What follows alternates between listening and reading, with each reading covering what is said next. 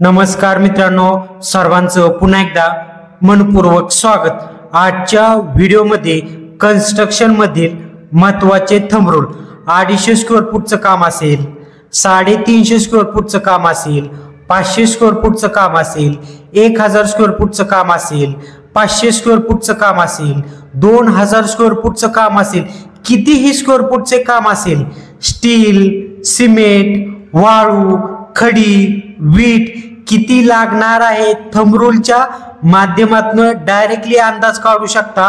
Per square foot साठी thumb rule.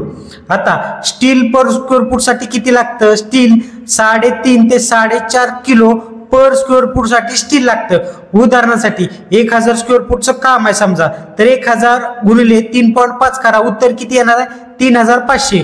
म्हणजे 1000 square foot साठी 3500 किलो स्टील लागणार आहे। सिमेंट पर स्क्वेअर फूट साठी किती लागतं?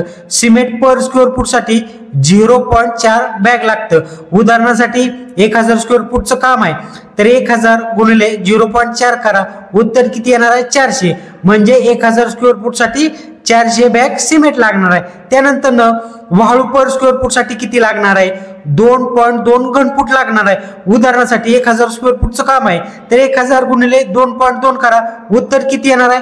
2200 घनफूट। 100 घनफूटचा एक ब्रास असतो, म्हणजे वाळू किती लागणार आहे? 22 ब्रास लागणार आहे। आता खडी किती लागणार आहे?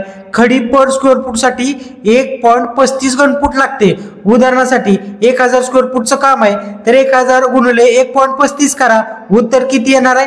1350 घनफूट। म्हणजे 100 घनफूटचा एक ब्रास असतो, म्हणजे 13.5 ब्रास आपल्याला खडी लागणार आहे। आता वीट किती लागणार पर स्क्वेअर फूट साठी? वीट 20 ते 22 नग पर स्क्वेअर फूट साठी लागणार आहे। उदाहरणासाठी 1000 स्क्वेअर फूटचं काम आहे, तर 1000 गुणिले 22 करा, उत्तर किती येणार आहे? 20000 येणार आहे। म्हणजे 20000 आपल्याला विटा लागणार आहे, नग लागणार आहे। नवीनची बांधकाम साठी मित्रांनो समजले का? अशा प्रकारे तुम्ही थंब रूलच्या माध्यमातून स्टील, सिमेंट, वाळू, खडी किती लागणार आहे काढू शकता। व्हिडिओ जर आवडला तर आपल्या व्हिडिओला लाईक करायला, आपल्या चॅनलला सबस्क्राईब करायला अजिबात विसरू नका। धन्यवाद।